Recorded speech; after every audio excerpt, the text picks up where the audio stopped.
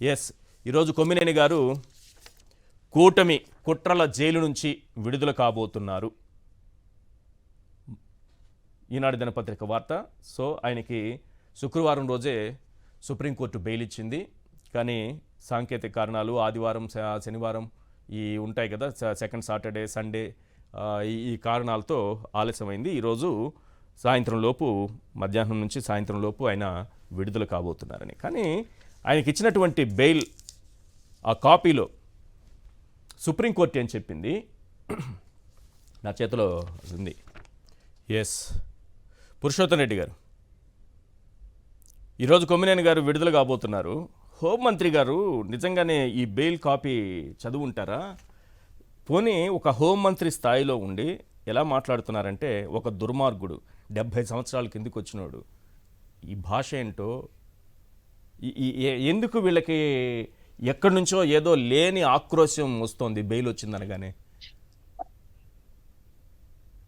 ఈశ్వర్ గారు, అందరికి నమస్కారం.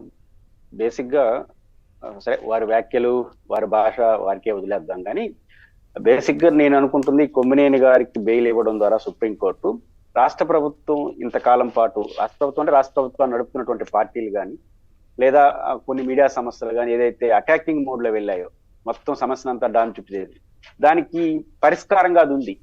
ఏదైతే ఇంతకాలం పాటు దుర్మార్గం ఏదైతే మాట్లాడేశారో అది కాదు అని సుప్రీంకోర్టు బెయిల్ ద్వారా తేలింది. కాబట్టి డిఫెన్స్ లో బండి నుంచి మళ్ళీ ఇంకో హాఫెన్స్ లోకి వెళ్తున్నారు. ఇప్పుడు ఏ బెయిల్ వచ్చినా, కొమ్మినేని గారికి వచ్చినా, చంద్రబాబు నాయుడు గారికి వచ్చినా, జగన్ గారికి వచ్చినా, మీకు వచ్చినా, నాకు వచ్చినా కండిషన్స్ అనేది ఖచ్చితంగా ఉంటాయి. అవును, ఆ కండిషన్స్ మనం ఎట్టబడితే ఇంటర్ప్రిటేషన్ చేయవు. ఇప్పుడు డిబేట్లే మీరు పెట్టకూడదు, హోంమంత్రి గారు చేసిన ప్రకటనలో డిబేట్లే మీరు పెట్టకూడదు అని చెప్పడం ద్వారా నిర్ధారించేసిన సుప్రీంకోర్టు కొమ్మినేని గారు తప్పు చేసినారు అని వారు చెప్పడం వాళ్ళ ఇంటర్ప్రిటేషన్. అవును, నా పాయింట్ ఏంటంటే, అంత స్పష్టమైన అభిప్రాయం సుప్రీంకోర్టు వేస్తే బెయిల్ ఎందుకు ఇస్తుంది? సమస్య సుప్రీంకోర్టు మీరు నిందితులు, మీరు తప్పు చేసేసినారు అని నిర్ధారణకు వచ్చేస్తే, నిర్ధారణకి ఎప్పుడు కూడా కోర్టులు బెయిల్ పిటిషన్ అప్పుడు నిర్ధారణ చేస్తాయా? విచారణలో నిర్ధారణకు వస్తారు. విచారణ కూడా కొన్ని అనేక వాయిదాలతో, అసలు విచారణ ఏడ జరుగుతుంది ఈశ్వర్ గారు? ట్రయల్ కోర్టులో జరుగుతుంది. సుప్రీంకోర్టుకి వీళ్ళు అప్పీల్కి వెళ్ళారు.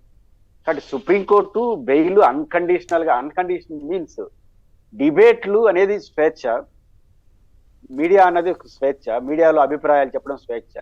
At the same time analyst చేసిన వ్యాఖ్యల్ని యాంకర్ ప్లేస్ వాళ్ళకి యథాతథంగా ఆపాదించకూడదనే చెప్పింది. అట్ ద సేమ్ టైం ఇట్లాంటి వ్యాఖ్యలు వచ్చినప్పుడు మీరు ఖచ్చితంగా మీ స్టాండ్ మీరు తీసుకోవాలని కూడా చెప్పింది. అంటే డిబేట్లు పట్ల ఆయన కట్ చేసేస్తే ఇంకా ఆయన పౌర స్వేచ్ఛ ఏముంటుంది? సుప్రీంకోర్టు ఇచ్చింది పౌర స్వేచ్ఛ కోసం. ఇక్కడ నేను కొమ్మినేని గారి విషయంలో మీరు నోటీస్ ఇచ్చారు, కృష్ణరాజుని అరెస్ట్ చేసినారు, సాక్ష్య యాజమాన్యాన్ని బహుశా A3గా పెట్టి కుట్రదారుడుగా ప్రకటించారు. విచారణ చేసేసేయండి. ఈ పొలిటికల్ ఎందుకు? మీరు నమ్ముతున్నారు కదా కుట్రలు ఉన్నాయని. ఇప్పుడు కృష్ణరాజు గారు మీ పరిధిలో ఉన్నారు, కొమ్మినేని గారు మీ పరిధిలో ఉన్నారు. వీళ్ళిద్దరే కదా మీకు కావాల్సిన సమాచారం. వీళ్ళిద్దరితో మాట్లాడేసి కుట్రదారులు తేల్చేసేయండి.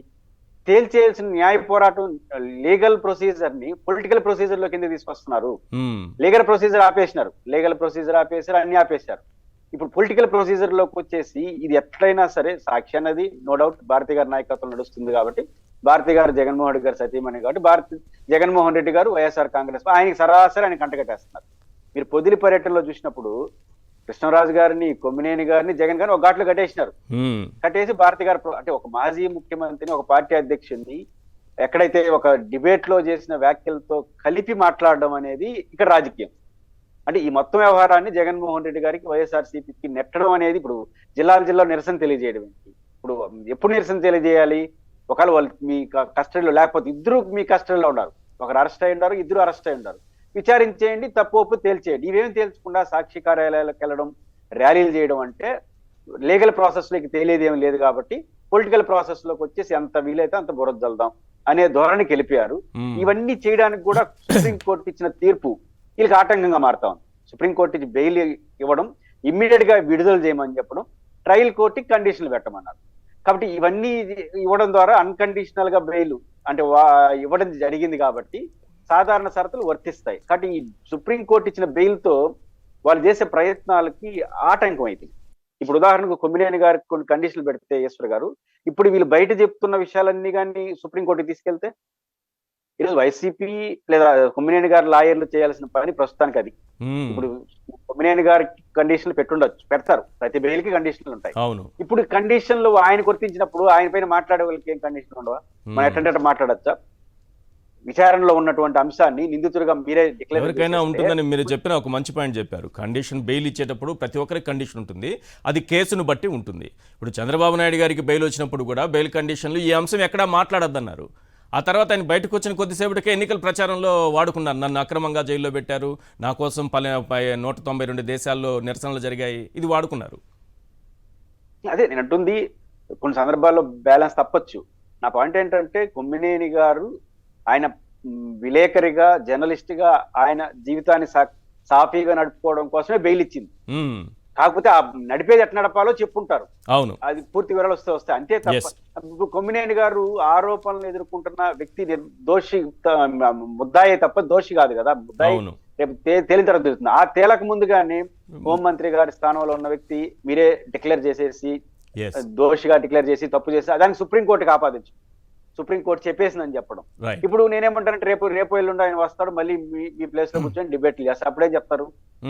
కానీ ఇప్పుడు కొమ్మినేని గారి లాయర్లందరూ ఇవన్నీ తీసుకెళ్లి సుప్రీంకోర్టుకి చెప్తే, ట్రయల్ కోర్టుకి చెప్తే అవన్నీ సమస్య రాదా? కాబట్టి పొలిటికల్ యాంగిల్ కి డిస్టర్బెన్స్ వస్తుంది కాబట్టి వీళ్ళు దాన్ని ఇంకొక రూట్ లో వెళ్తున్నారేమో అనిపిస్తుంది.